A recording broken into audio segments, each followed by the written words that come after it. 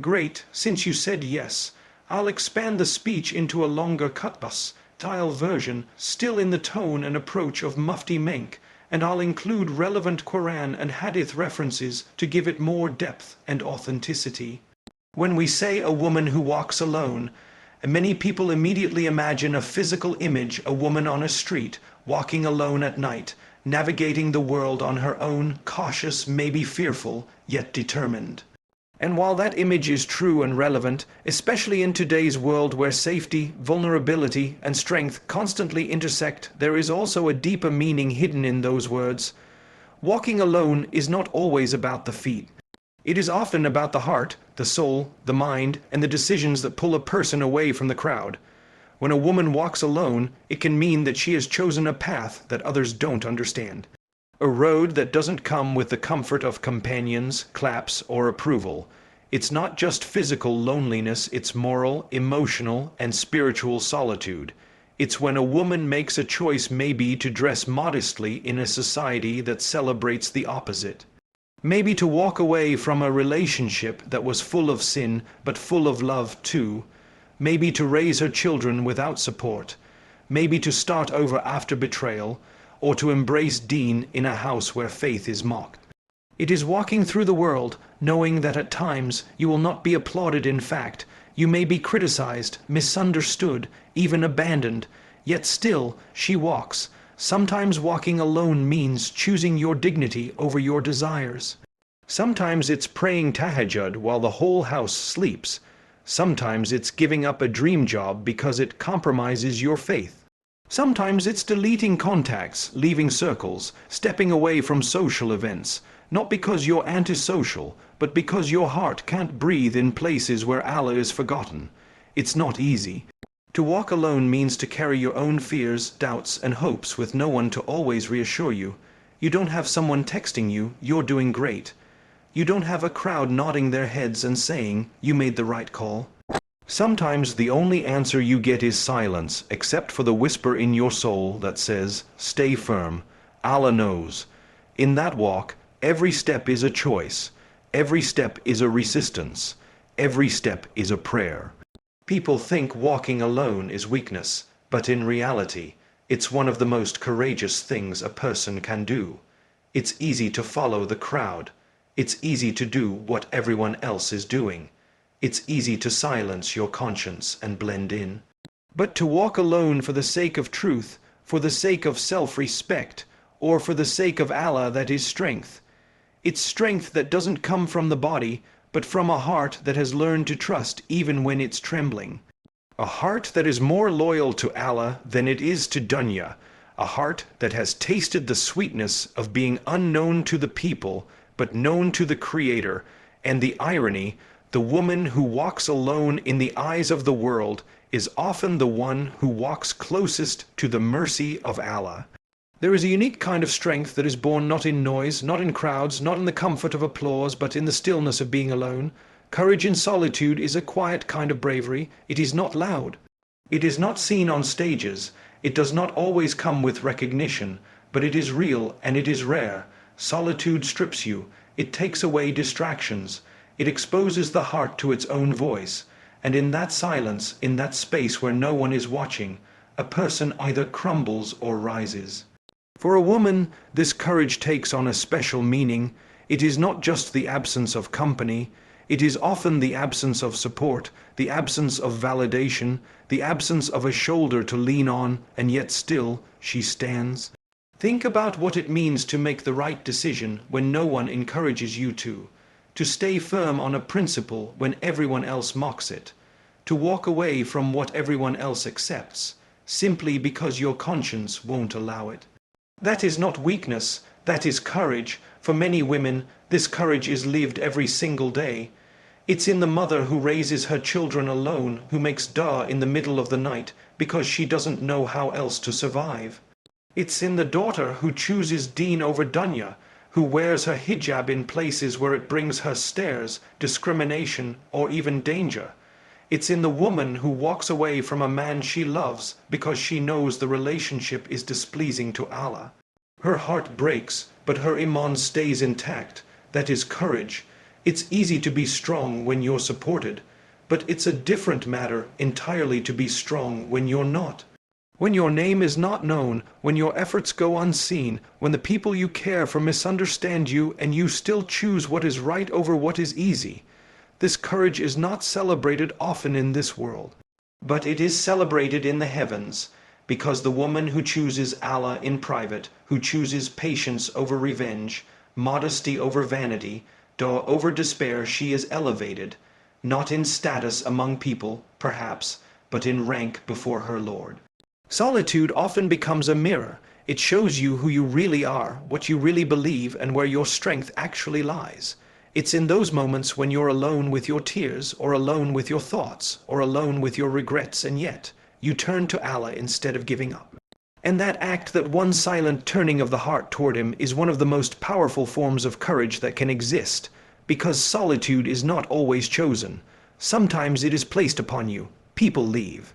Trust is broken. Circumstances change, life shifts in a direction you never expected, and suddenly you're alone, but the test is never the solitude itself.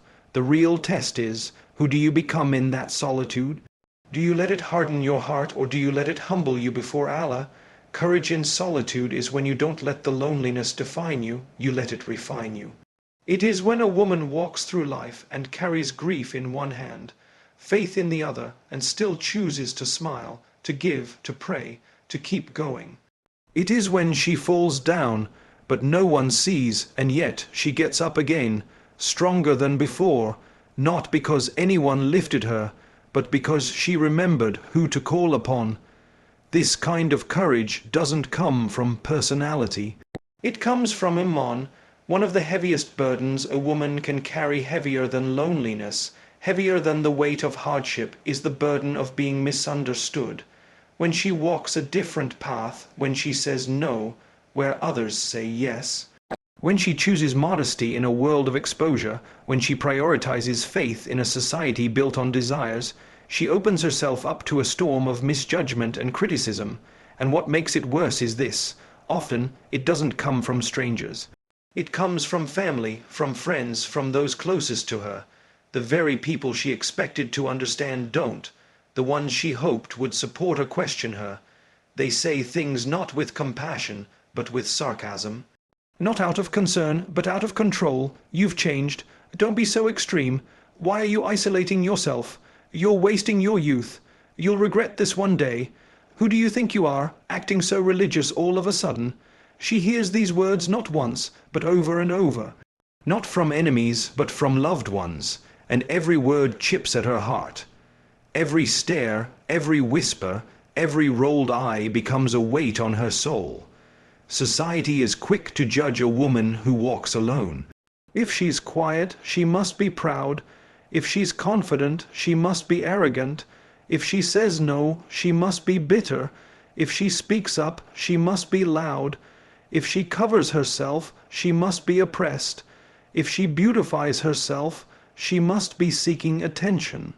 If she marries young, she's rushing. If she marries late, she's picky. If she doesn't marry, something must be wrong with her. If she stays home, she lacks ambition. If she builds a career, she's abandoning her family. No matter what she does, someone always has something to say. And this is the painful irony. A woman could be walking the path of righteousness, struggling in silence, holding on to her iman with both hands, and still be seen as the problem. Not because she's wrong, but because she's not what others expect her to be, and that is the fitna of society, when truth is flipped into strangeness and falsehood is celebrated as freedom. But here's the deeper trial: not just that she's judged, but that her sincerity is questioned.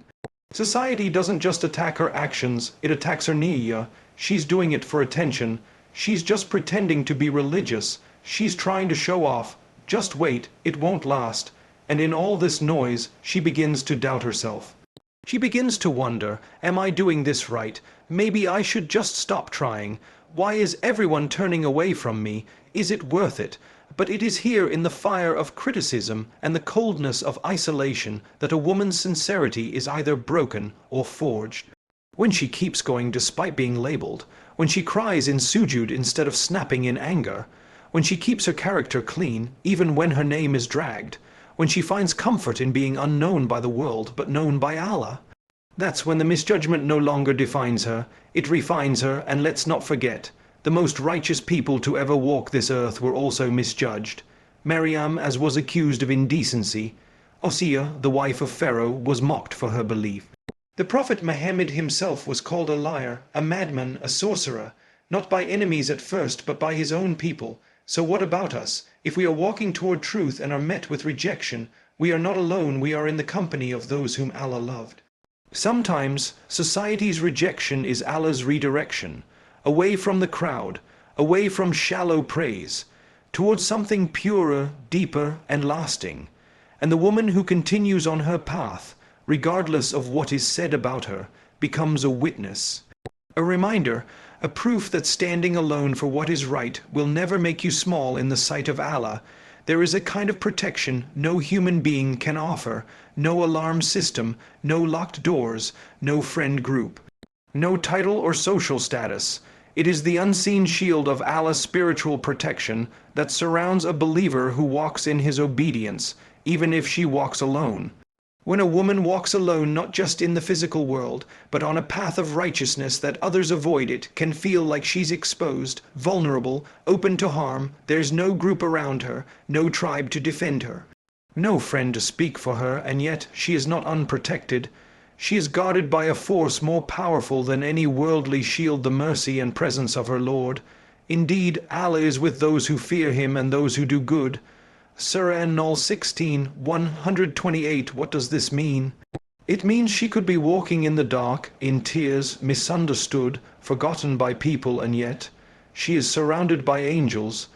She may not see them, but they are there, guiding her, protecting her, recording her patience, carrying her doors to the heavens, witnessing the strength it takes to stay silent when she could speak, witnessing her sincerity when no one else believes her.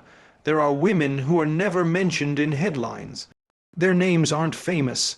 They aren't invited to speak or applauded by crowds. But in the heavens they are known, because they walk the earth quietly but with dignity. They walk the earth with their gaze lowered, with their prayers consistent, with their hearts heavy but attached to Allah. And for such women, Allah becomes their guardian, their protector, their defender in ways no human being ever could. And whoever relies upon Allah, then He is sufficient for them. Surah At-Talaq 65:3. She may lose the company of people. She may lose relationships that once gave her comfort. She may lose places that once felt like home. But what she gains is more precious. The company of the most merciful, the one who never leaves, the one who listens when she cannot even form words, the one who sends her peace when she should be drowning in worry. She could be sitting in her room, exhausted from trying to please everyone, overwhelmed by expectations she never agreed to carry, and in that stillness she says only, "Ya Allah, I don't know what else to do, but you know." And in that moment she finds a calm that no one else can understand, because it doesn't come from outside. It comes from being held by the one who created her. This is divine company, not in the form of people, but in the form of presence, the presence of Allah's mercy surrounding her. And when she remembers Him, He remembers her. So remember me, I will remember you. Surah Al-Baqarah 2:152. And when she calls on Him, He responds, "Call upon me, I will respond to you." Surah Ghafir 40:60. This kind of companionship cannot be found in a person. People may come and go, even the most loving friends can misunderstand, even the most loyal can change, but the one who never changes is watching, and when she walks alone in obedience, He walks her through the storms. Sometimes He protects her by taking people away, sometimes He protects her by letting a door close, sometimes He protects her by making her uncomfortable in places that look glamorous, because He knows what she doesn't know. He knows what she's being saved from. It may feel like rejection, but it's actually redirection.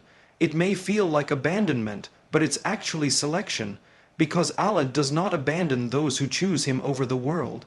Even when no one claps, even when no one stands beside her, even when the world misreads her decisions, the one who matters most is watching. And when she chooses him in private, when she picks what pleases him over what pleases people, when she lets go of her ego to hold onto her values, he covers her with his divine protection in ways that cannot be seen, but can always be felt.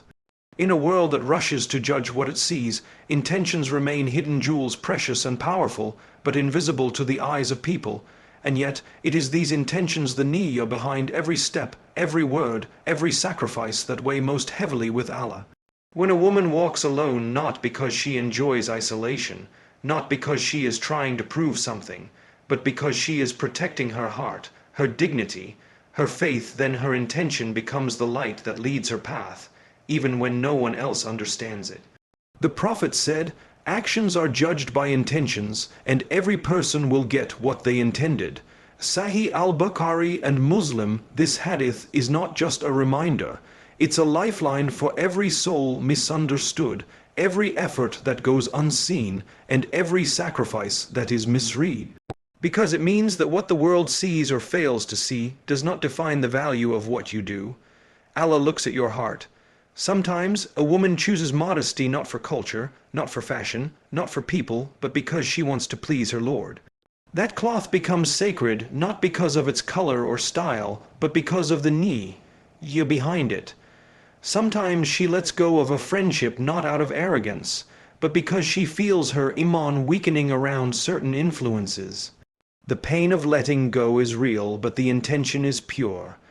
That intention turns a difficult decision into an act of worship.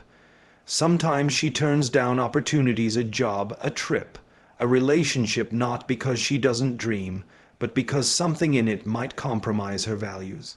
She cries in private, maybe questions herself a little, but then says, "Ya Allah, I chose this for you." And that intention becomes a shield, a prayer, and a promise. Niyyah turns the smallest of acts into mountains on the scale. And it exposes the hollowness of deeds done for the wrong reasons. You could be praised by millions, and your actions still be empty if the niyyah was polluted. And you could be criticized by everyone, judged unfairly, cast aside, and still be rewarded immensely because the niyyah was clean, for Allah alone. And this is why walking alone doesn't scare the one who understands the power of intention. She's not chasing people's approval. She's not acting for likes, shares, comments, or compliments. She does what she does because her heart whispered, "This is what pleases my Lord," even when it's hard. Even when it hurts. A sincere intention doesn't always come easy. Shaitan whispers, "Are you really doing this for Allah? Look at how many people are watching you. What if they misunderstand you? What if it doesn't work out?" And in those moments, the heart is tested. But the sincere soul pushes through the doubt.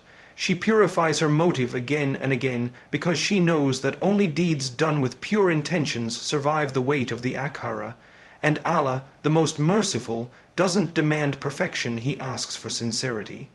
He sees the struggle, He knows the conversations that happen in the quietest corners of the heart, and He rewards what no one else even knows exists. Indeed, Allah does not look at your appearances or your wealth, but He looks at your hearts and your deeds. Sahih Muslim, so even if the world never claps for her, even if her family never thanks her, even if her efforts go unnoticed and her sacrifices are dismissed, she finds peace, because she didn't do it for them. She did it for Him, and He sees, He knows, and He never forgets. That's why the woman who walks alone, with sincere intentions, walks with purpose. She may not have an audience, but she has Allah. She may not have praise, but she has sincerity. She may not get recognition in this life, but she will find her deeds glowing on the day when secrets are exposed and hearts are weighed. Because niyyah is not just the beginning of worship sometimes, it's the entire reward.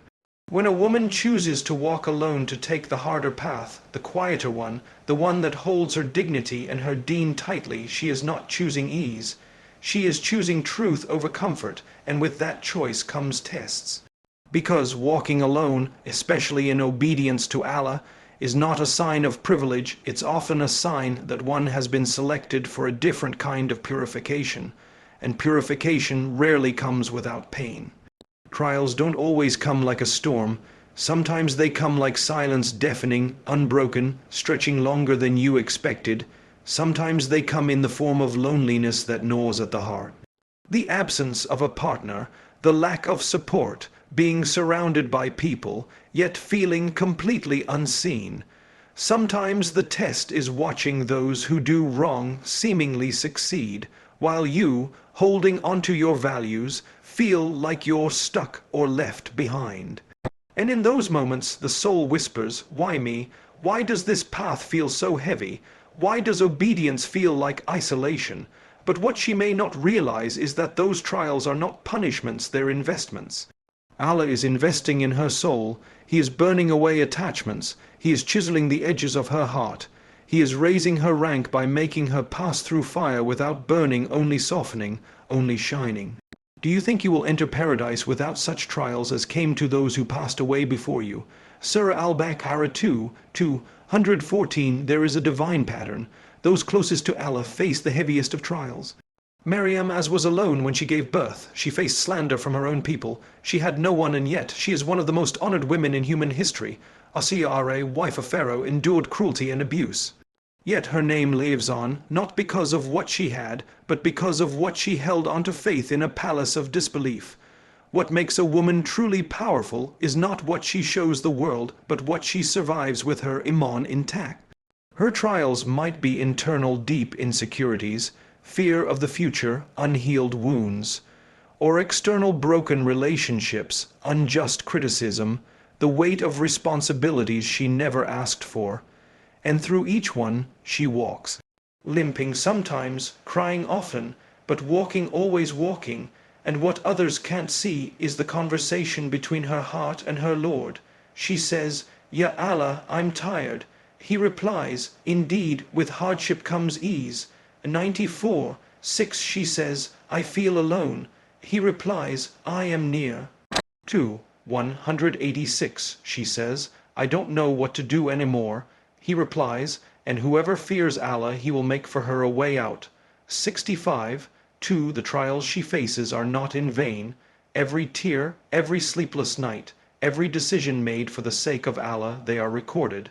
Not a sigh escapes her lips, except that angels write it down. Not a sacrifice is made except that it is multiplied in reward. Even the confusion, even the doubts, yes, even those when carried with sincerity, become part of her growth. Because trials don't always come to break her. Sometimes they come to build her into the woman she was always meant to become. The woman who walks alone through trials, but refuses to let go of her salah. The woman who is rejected by the world, but is still chosen by Allah. The woman who cries in sujud, not because her life is perfect, but because her heart is still soft, still humble, still hopeful. That woman is protected, even in her pain. Allah does not burden a soul beyond that it can bear. Surah Al-Baqarah 2:186. So when the tests feel endless, when the path feels lonely, when the future looks uncertain, she reminds herself, this is not the end.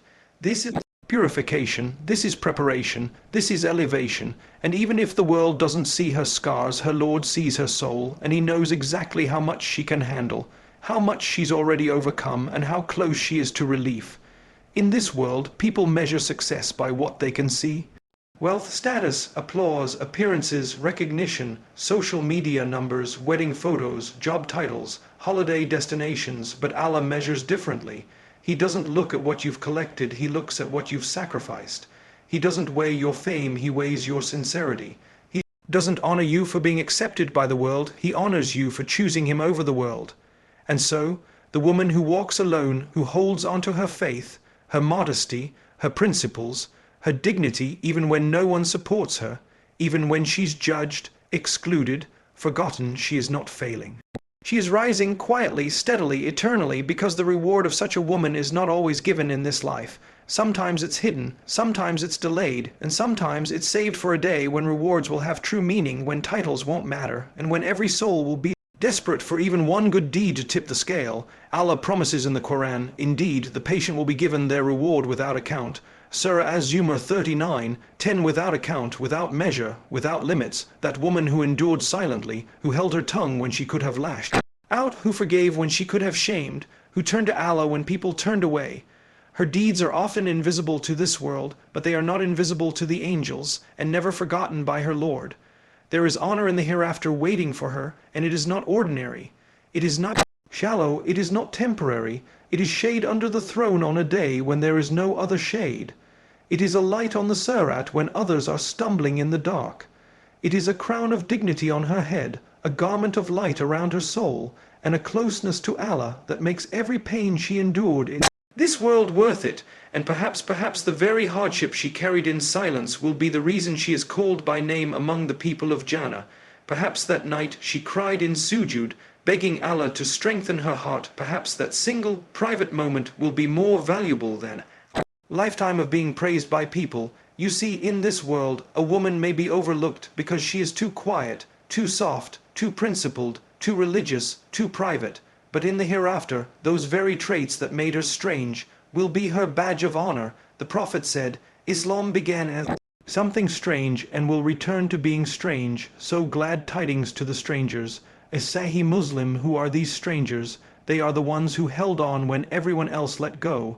They are the ones who were mocked for their faith, judged for their sincerity, rejected for their values, women who wore their modesty like a crown in a world that saw it as a cage, women who walked away from comfort because they couldn't bear to displease Allah, women who made decisions no one understood not because they lacked love, but because they feared Allah more than they feared heartbreak.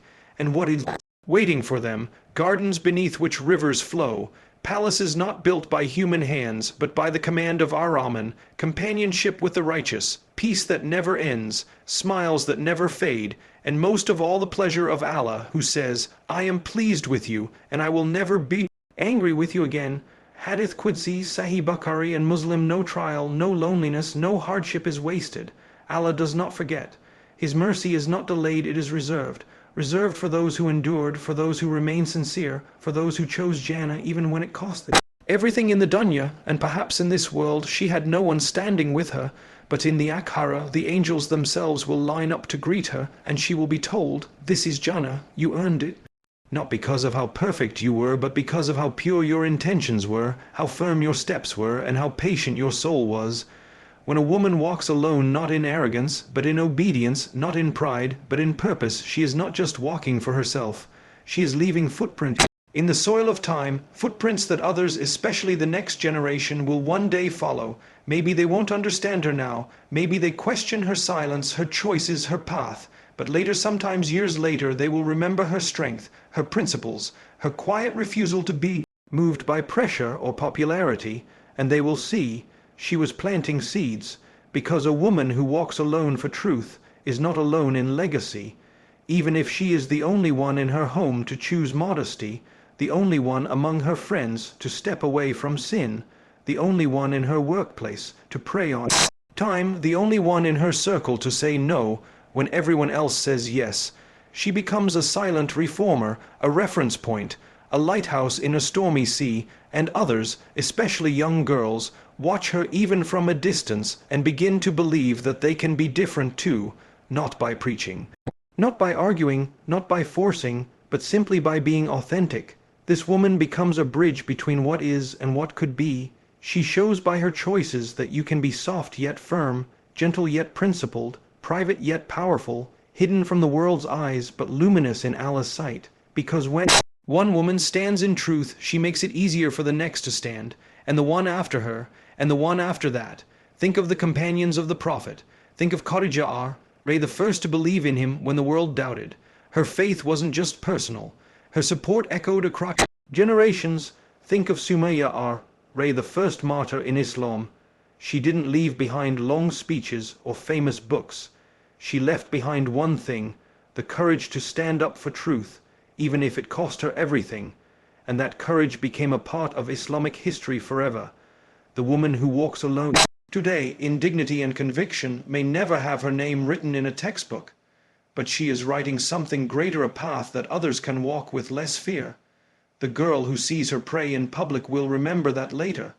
The teenager who hears her say, no, I don't go to those places anymore, will feel strength rise in her chest. The coworker who sees her take time for salah in the middle of a busy workday may one day do the same. The sister who sees her walking away from gossip, from backbiting, from toxic gatherings may one day find herself making the same exit. This woman, walking alone now, may one day find that she was never really alone. She was leading quietly. She was shaping culture in her own way. She was lifting others just by being steadfast, because the next generation doesn't just learn by advice. They learn by example. They remember the woman who walked in truth, even if she walked in silence. They remember the aunt who prayed, even when no one else did. The teacher who dressed with modesty and confidence. The neighbor who never missed Fajr, even in the cold. The single mother who raised her children to love Allah, even while carrying her own grief. Sister who walked away from fame because she feared fitna. The girl who wore hijab in a school that mocked her. The student who stood in prayer when her friends sat in distraction. The woman who smiled at strangers and forgave insults because her heart was tied to the hereafter. These are women who, by walking alone, paved a road for many, and maybe she never got to see the results in her lifetime. Maybe she died thinking her actions were small, but Allah sees, and He causes light to grow from the most hidden of seeds. And whatever good you put forward for yourselves, you will find it with Allah. It is better and greater in reward. Surah Al-Muzammil 73:20. Every generation is shaped by someone who made it easier to do good. Someone who quietly broke the chain of compromise. Someone who made dignity feel possible again. Be that woman, even if no one thanks you now, even if they don't understand yet. Because one day someone will walk a righteous path with more courage because they saw you walk it first.